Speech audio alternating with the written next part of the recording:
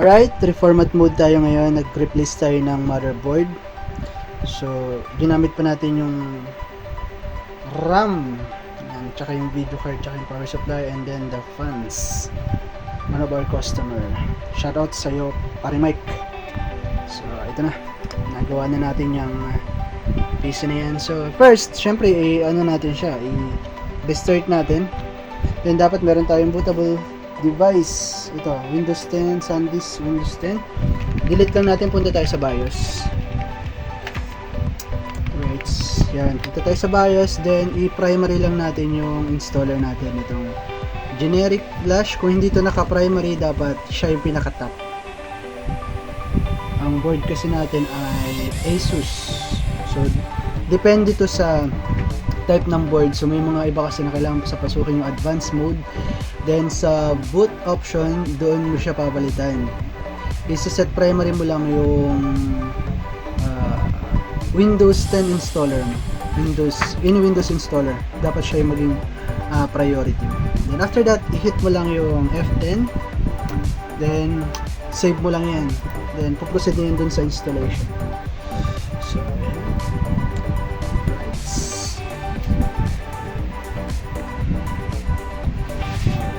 hintayin lang natin mag-run siya ng installer. Dapat siya yung una mag-run.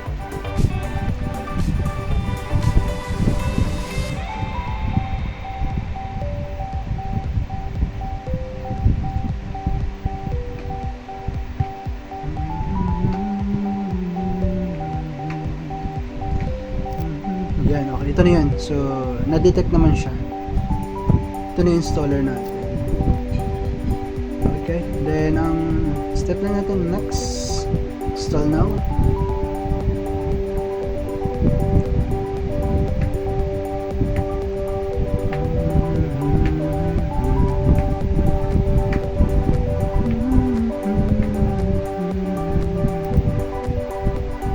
Then accept lang yung license, then proceed to next, then custom install Windows advanced mode tayo.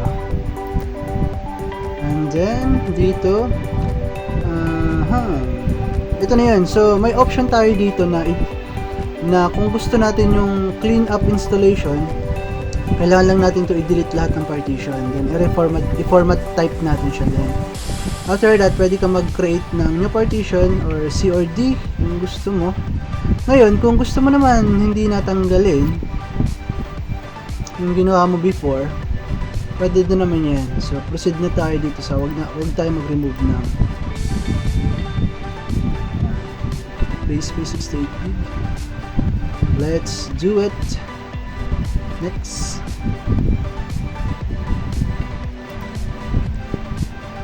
Alright.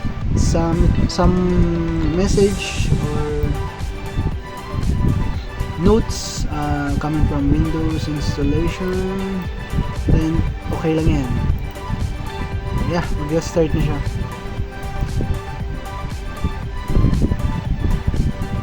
Then lang natin matapos yun.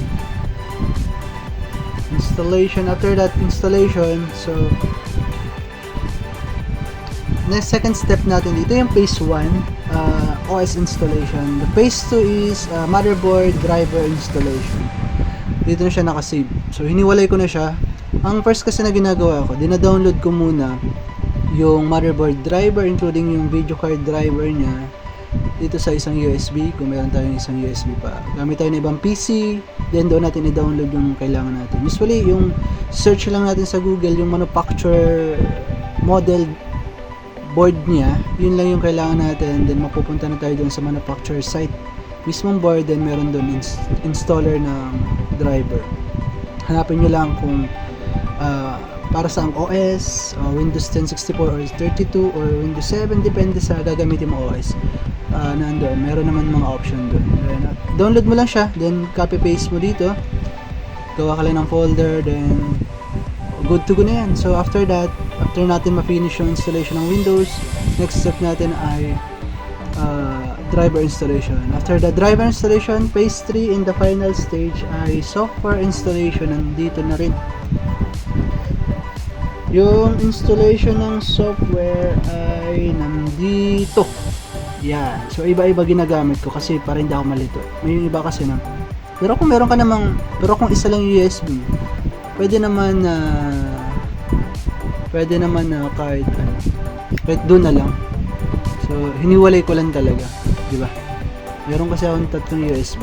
So, magkakaiba siya. Siniseparate ko talaga siya para hindi ako malito. OS installation, then driver installation, and then software installation. So itong tatlong pinakamahalaga. Final stage na to. Then once na ma-finish mo yung software installation, good to go na siya. Pwede mo na siyang gamitin. Office use or home use or business use, it's up to you. Ayan. So wait lang natin matapos. Diba? Ang tagal ko na rin di nakapag-create ng ganito eh. Na-miss ko yung gumawa ng ganito eh. So, ayun lang. So, tips lang. Kasi, minsan kasi pagka may PC tayo, then pagka walang display, ang una i-check natin dun yung memory. Baka may something issue na. Pangalawa, yung video card. Baka walang driver, ganyan, or baka hindi naka-plug ng maayos. Ay, kabit lang natin. Final check natin kung wala pa rin talaga, mag-conclude tayo sa processor. Check natin yung processor niya. Lagyan natin yung thermal compound or linisin natin. Pero sensitive yun, ingat lang sa pag-clean. Pag wala na talaga, usually nagawa mo na yung mga basic troubleshooting, yung advanced troubleshooting. Conclude na tayo na board na siya. Ito nang ginawa natin dito. Nag-conclude na tayo na concluded na board na yung may damage. Kaya nagpalit tayo. Ngayon, nung pinalitan natin, working good na lahat. Pati yung mga memory nare-read na siya. Video card na-read na siya. Yeah. So, installation na lang. Yun. So, kaya kung may mga sira kayong PC, mas maganda, mapacheck natin muna. Bago tayo magpalit or i-disregard na lang. Sayang din kasi eh. So, syempre, nagbabudget din tayo para makatipid tayo. Pero kung may pambili naman, go! It's up to you naman eh. So, medyo matagal ang installation kaya maingay ako eh. Kaya lang natin matapos yan. Alright. Sana kaya yung kape ko? While waiting, yun ang ganda ng LED fan. Ganda, no? So, anyway guys, meron akong binibenta dyan, ha? May customized mugs tayo. Ayan, ha? Christmas mug calendar. So, meron ka ng kapehan, meron ka pang kalendaryo, di ba? Kapag nalalaman mo, umiinom ka ng kape, then malalaman mo na due date mo na pala sa bayaran, o di ba? Ang ganda. May reminder ka na, may kape ka pa. So, ayun yun, customized picture pa nakikita mo o yung loved ones mo. Mga mahal mo sa buhay kung gusto mo ilagay o yung crush mo or yung special someone na gusto mo paggawan, di ba? Special mug. Alright. Then meron din tayo, pare. Ayun, di ba?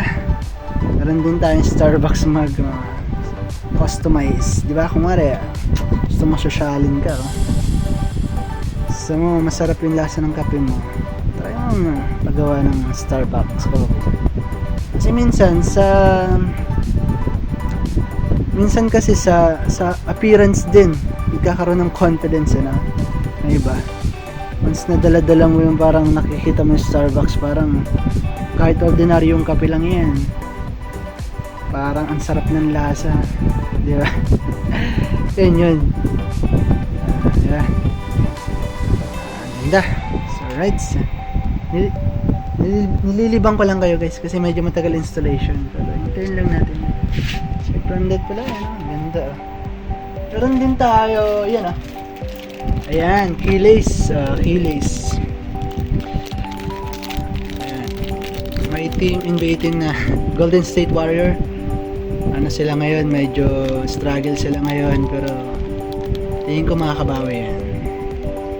Warriors kasi ako eh. Then okay, ito malakas to malakas na ngayon yung Thunder. may potential na maka-playoffs to. Siyempre, hindi mawawala dyan yung Celtics, you know. Tatum yan. Keyless, mga susi, ganyan, gusto mong bilhin. 35 lang to, 35. May Kawi box, yan o, si Giannis. Malakas yan. Alright, so box. Pero Warriors talaga ako. Keyless, maganda to. Organizer ng mga susi, oh. Pwede rin to pang giveaways, pang dito sa ngayong Christmas, oh, 'di ba, pang giveaways, pamigay. Meron din tayong, guys, kalendaryo, syempre yan. Oh. Kalendaryo, customize tayo dyan. Personalize to personalize. Yung isang kalendaryo tayo pala na fold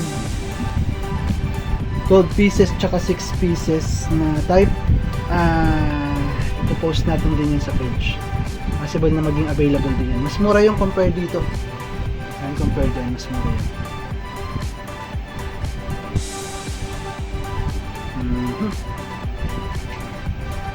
Alright, hintayin natin matapos. Yan, malapit na, oh. Diba, sa kadaldal natin. Tapos na. Naka-ano kasi siya, guys, naka-SSD type siya, kaya mabilis yung installation. Pero kung ordinary ano lang to, ordinary traditional na HDD hard disk, traditional na 3.5 HDD, medyo matagal to. Restart mo na yan. Then after that, punta ka ulit sa BIOS. Kailangan mong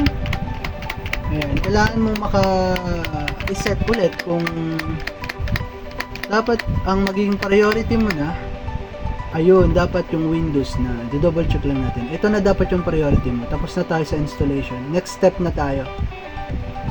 Nandito na dapat nakasave. So, skip lang natin kasi wala na tayong babaguhin dyan. Skip lang natin. Skip mode. Ito.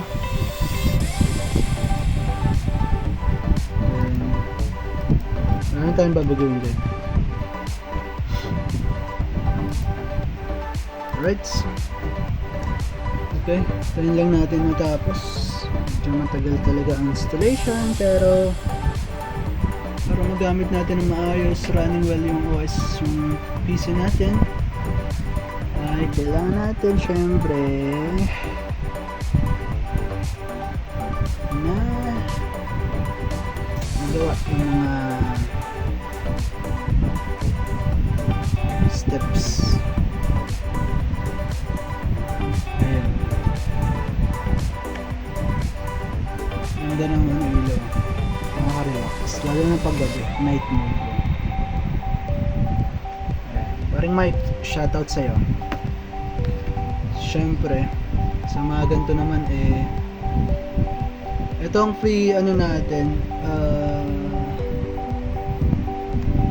Free na tayo dito sa installation.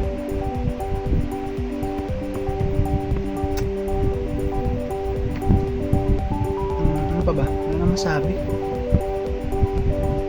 Galing ng ibang nagbablog. Ang dal-dal nila. Ang dami nilang topic.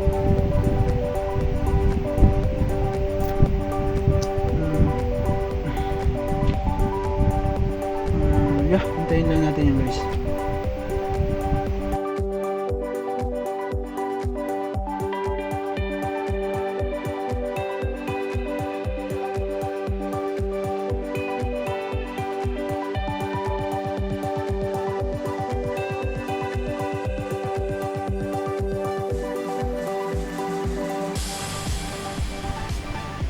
Ayan, next phase na tayo.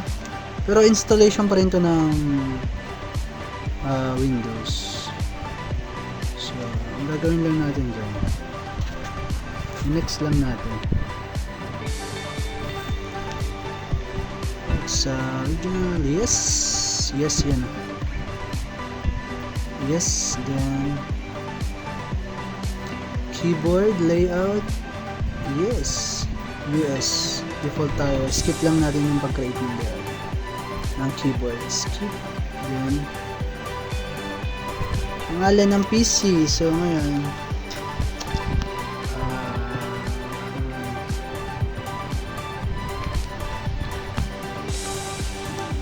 kahit ano, depende sa, minsan kasi ginagawa ko, customer na pangalan yung ginagawa ko, PC. Next, then, hindi muna natin siya lalagyan ng password. Next, blank lang siya. Then, wait, then, ito yung Cortana, then, accept lang natin siya. Personal assistant. Device activity history, yes. Turn off lang natin to. Mga privacy, accept lang natin. Accept. Then, malapit na tayo mapunta dun sa Windows Home. Yeah, we're getting everything ready for you. This might take several minutes. Don't turn off your PC. Okay, sabi mo.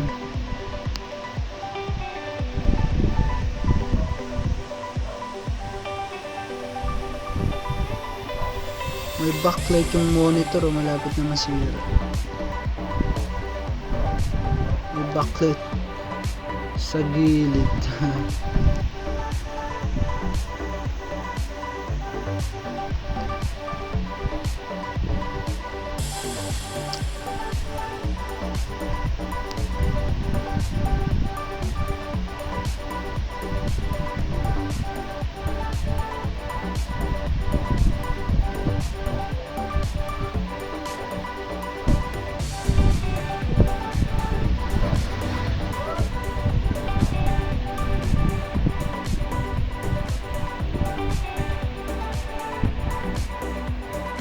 Almost there. Lapit na daw. 30 minutes installation based sa time ko. Yeah, tapos na tayo mag-install. Yeah. Tapos na ma-install yung OS natin. I-shortcut lang natin yung kakailanganin natin. Desktop icon, computer, network, and then control panel. Usually ito yung shortcut ko eh. Para hindi na ako. And then double check natin kung ayan o, i5 7th generation,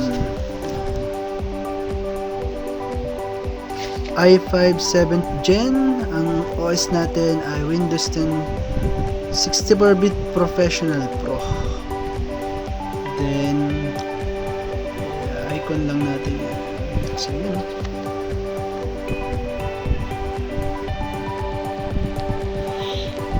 Yeah, almost done. It's done now. Ngayon, next stage na tayo, katulad nga ng sinabi ko. Tapos na tayo sa, check na natin yung step 1, stage 1.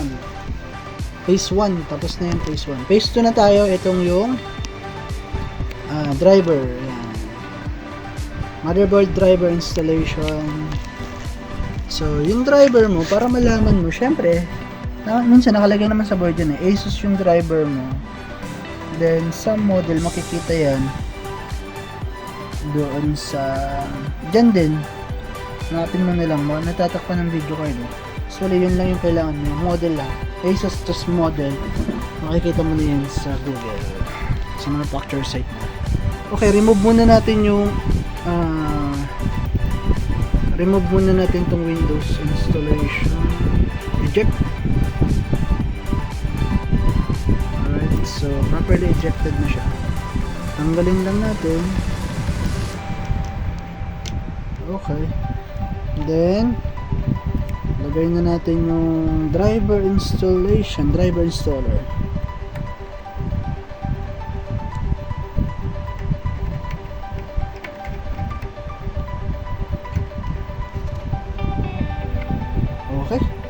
Lagit na already. Then ang ginagawa ko dito, kinaka-copy paste ko muna yung installer. Copy lang natin sa desktop para dire-diretso na tayo na pag-install.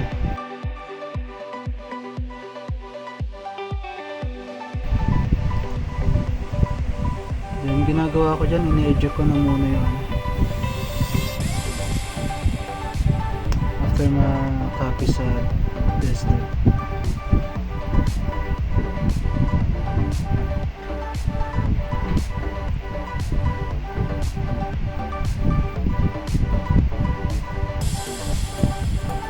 Yun. So, check muna natin yung super drive. Check. Alright, ejected properly. Unplug natin. Then, proceed na tayo doon sa phase 2 installation ng driver. So, ito na yun. Ito yung sa video card. Yan. Yan. Zotac GeForce. Yan, Nvidia. Then, dun muna tayo sa audio. Type. Installation na tayo ng audio.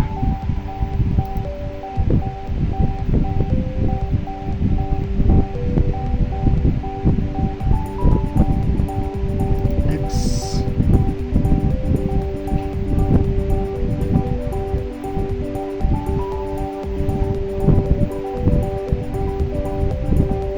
Kasi ito, meron na kasi naka-install yan, yung Windows 10, yung default na ano, na later na natin na-restart, default na audio. Pero kung gusto mo naman i-replace yun ng mismong original na installer nya, so pwede naman, itong ginagawa ko katulad. Then some chipset, yan yung mga engines, pwede natin yan. Accept the license. Next.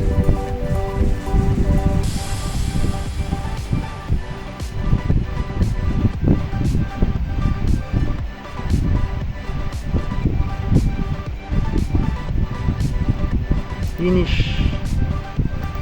And then AI suit. Hindi ko na kailangan yan.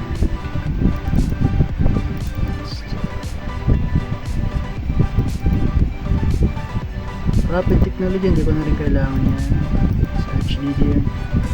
LAN driver, sige, replace natin yung ano, yung naka-install sa kanya. Meron na rin kasi naka-install to eh. Makikita nyo yan dito sa Ethernet, then change adapter settings. Meron na siya naka-install na LAN. So, ngayon, gusto ko lang siya i-replace sa mismong installer niya. Pero pwede naman yun. Nung gamitin mo yung naka-default doon sa auto-install na Windows 10, auto-installed na network card driver. And then after that, so balik na tayo dyan, VGA. So ito guys, sa VGA meron lang tayo ditong konting ano. Ngayon pag hindi nag-install to, proceed na tayo dun sa video card. May nakakabit kasi na video card.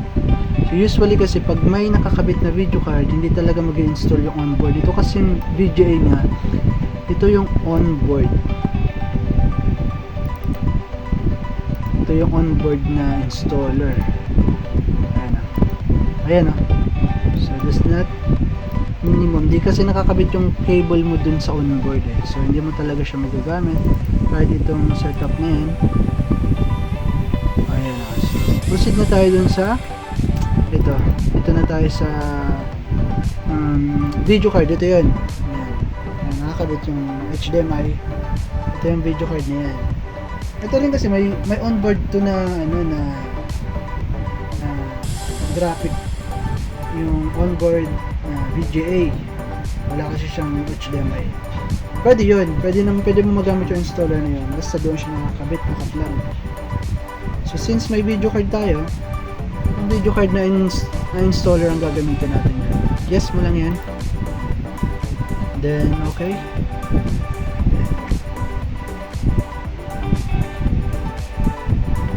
Kasi kung makikita mo, meron tong sa device manager para makita mo yung mga naka-install na driver. Nandito lahat yun.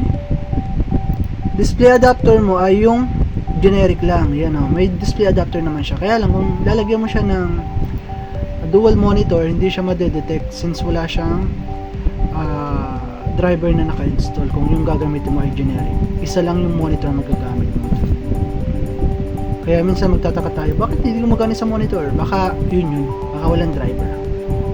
So yan, successful naman yung detection niya.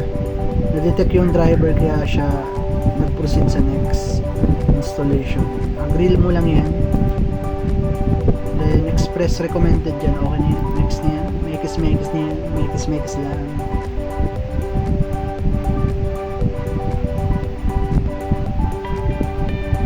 So wait lang natin, medyo matagal talaga yung incense. So you need to have patience. Maging pasyente tayo.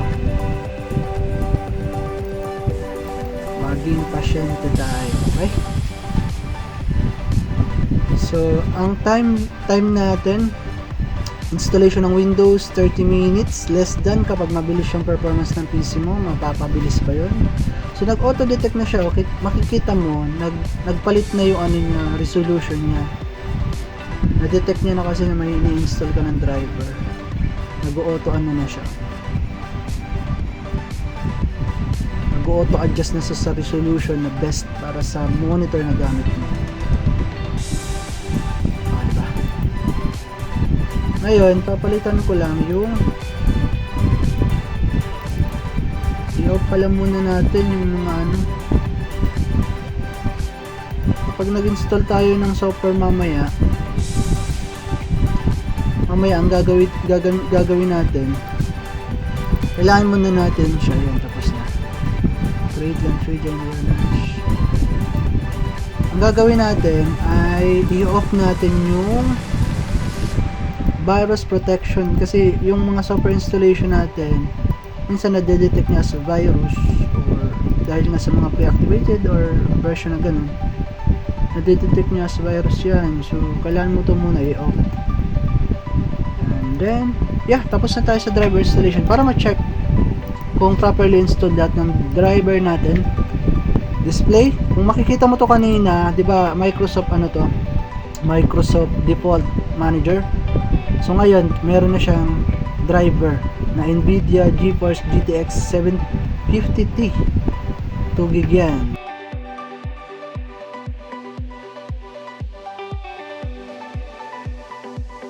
Installation ng driver. Next na tayo, eject muna natin yan. Okay, na-eject ko na pala kanina. So next natin yung software. Dito naka-install yung software. So ang ginagawa ko lang naman sa software, ang mga ini-install ko lang, yung mga basic lang. Unless may okay, next. Unless may magpaano sa atin, may magpa-add sa atin na i-install. Like, lumari, AutoCAD, Photoshop, CC, Premiere, yung mga editing tools. Pwede naman yan. May minimal cost lang. Okay. So, proceed na tayo dito sa pag-copy ng mga files na installer. Saan ba yung installer ko? Ayan, software. Ayan, usually gumagawa ako dito ng installer. Tina-type ko lang dyan. Installer. Then, na-drag ko lang dyan yung mga kailangan. Ito, Acrobat. Siyempre, kailangan yan. PDF yan, PDF. Photoshop CS3, hindi masyadong mabigat yan. Minsan sinasabay ko na rin yan. And then syempre kailangan din ng Office yan, 2010, mas goods yan. And then yung antivirus, pero hindi ko na nire-recommend to pag mababa yung RAM at saka yung specs ng PC kasi makain to sa memory. So, ang Windows 10 kasi meron na rin siyang built-in na tinatawag na Windows Defender. So, kung laging updated yun, mas goods yun para maka-track ng mga incoming viruses or malwares na pwede makasira sa PC workstation. Then, saan na tayo? WinRAR, yan. Mahalaga yung WinRAR na yan. Office, okay na. And then, syempre, kailangan natin dyan ng DLC. VLC mahalaga yan. Ano pa ba? Labas nga tayo dito. Parang meron pa ako ditong kailangan i-install. Browser.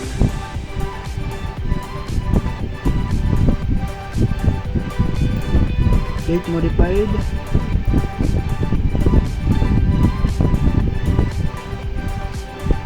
Balik tayo dun. Wala dito eh. Date modified natin. Kailangan natin browser. Firefox, standalone Chrome, TeamViewer setup, may papa-remote. Then game setup. Yan, minsan sinasabay ko na lang din yun. Yeah, all goods na. All goods na yan. Then ginagawa ko, since na-copy ko na naman lahat, ini-edit ko na lang para tanggalin mo na yan. Alright, so installation na tayo ng muna natin sa line Acrobat.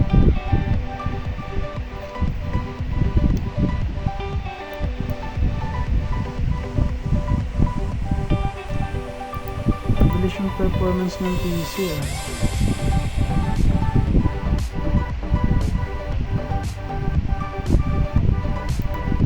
Finish, not now. Then Photoshop, doon na rin natin siya i-copy. Itong Photoshop CS3 pala guys, mga instance ay ano to, portable. So meaning pag portable ay no need to install na siya. Run mo lang yung executable file niya, hanapin mo lang yun, shortcut ko lang, type. Ang first open mo dyan, dapat nakaran as administrator. Yan lang kung sinasabi doon sa tutorial ko din sa paggawa ng ID. Ayan, so okay, then view. Makaka 40 minutes na ako. New guide, rulers, yan, then close na yan kasi working na siya. Pin to start mo na yan, then desktop shortcut mo na yan minsan. Then next na tayo, VLC.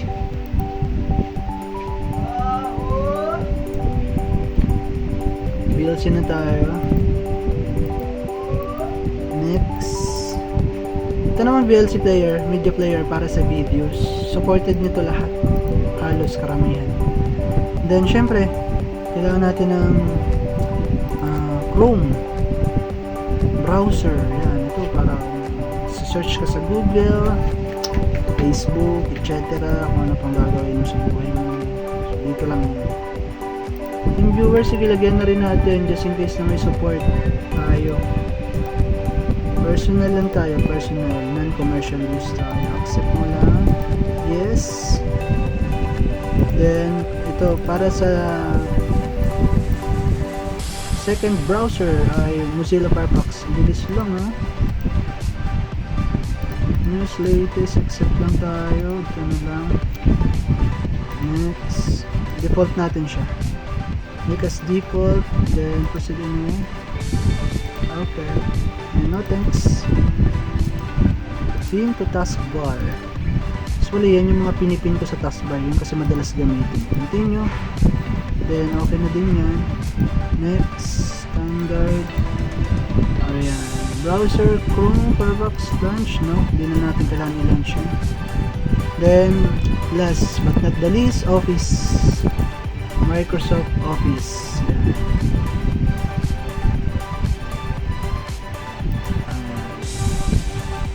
Okay, sige, launch natin para mag-start siya. Not now. Bring it not now. Dapat lights dark natin yan. Pwede rin ganito, pwede rin ganito. Done. Yes, done na siya. Accept natin Office installation.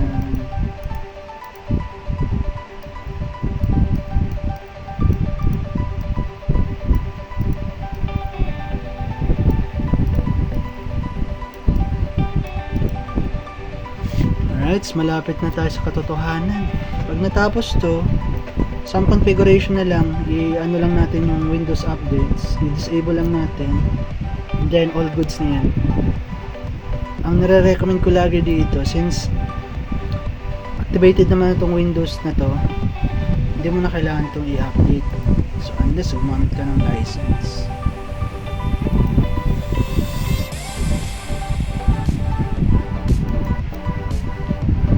So yun, mabilis lang kasi nga naka SSD type na siya, kaya mabilis lang halos yung performance ng lahat.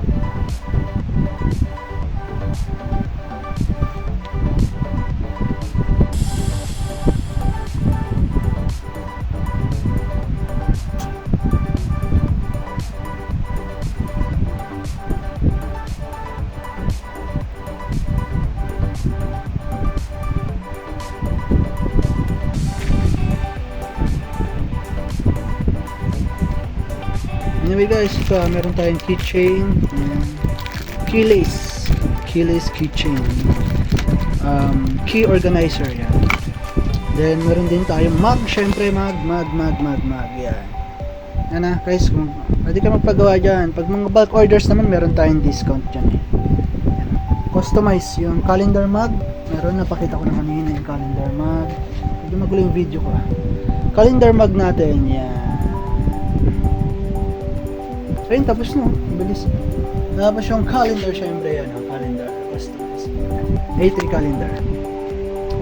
Okay, then, what no? I-activate lang natin siya. Tapos, yan, i-activate lang natin i-activate lang natin si Office. Alright. Then lang natin.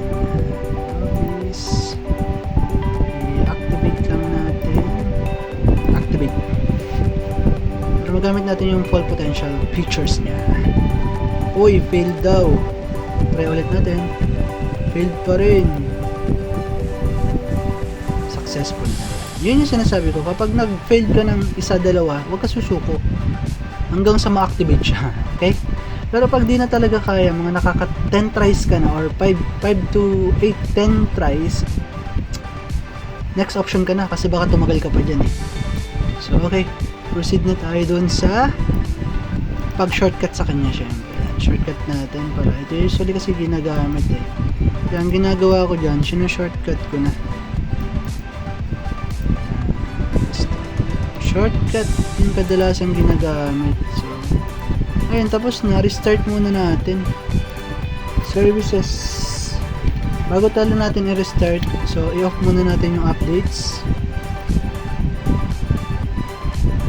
I-off natin yung updates. Dito yan, sa Windows Update. Disable natin yan. Hindi natin kailangan ng updates. Then sa Group Policy.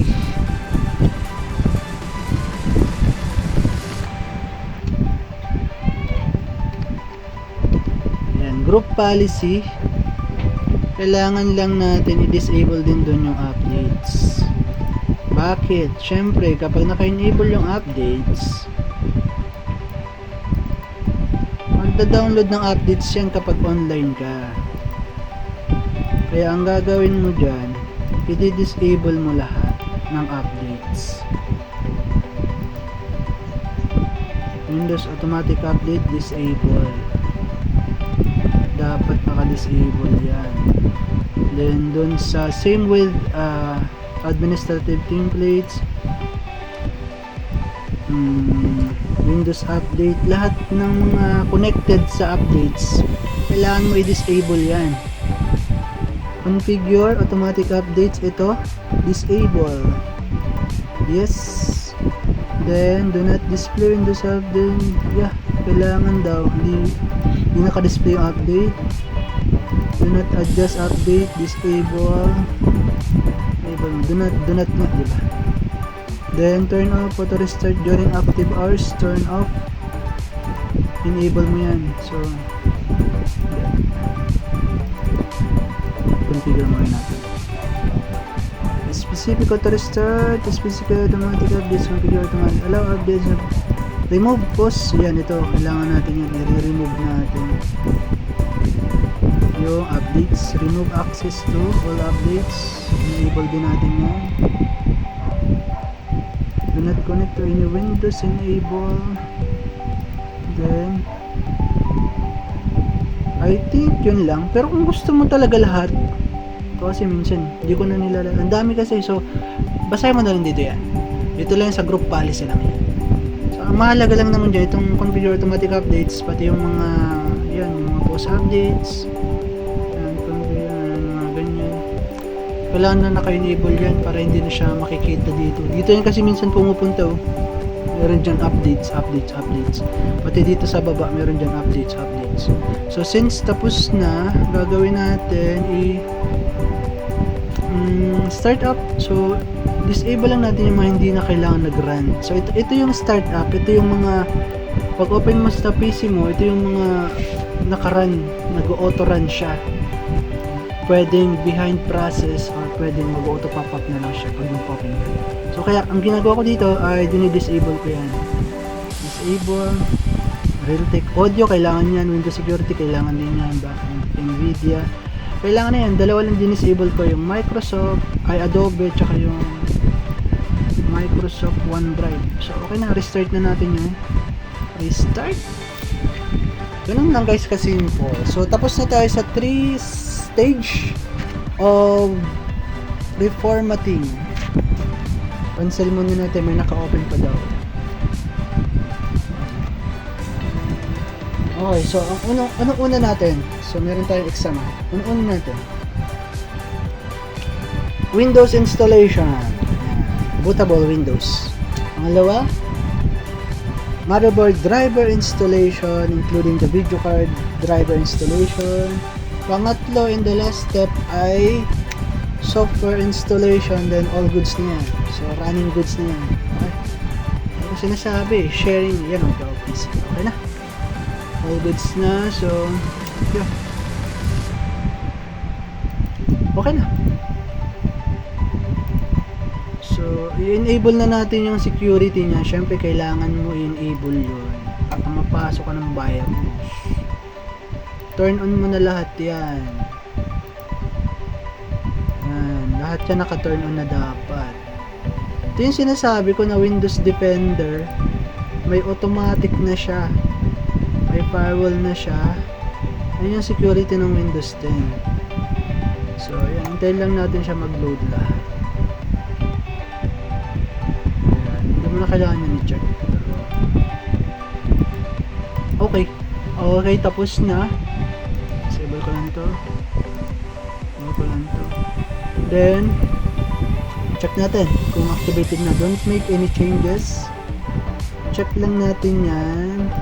So yan, product activated. So ito yan. So Windows 10 product activated, including the Excel, Word, PowerPoint, and other Microsoft services. So kung makikita mo yan, lahat yan activated na. Product activated.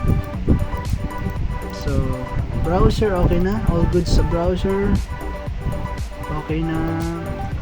Media player, okay na din. Running na yan. Ito, Adobe Reader, accept mo lang yan. Okay na. So yeah, all goods na tayo. Yun. So successful tayo guys. So okay, successful yung installation natin.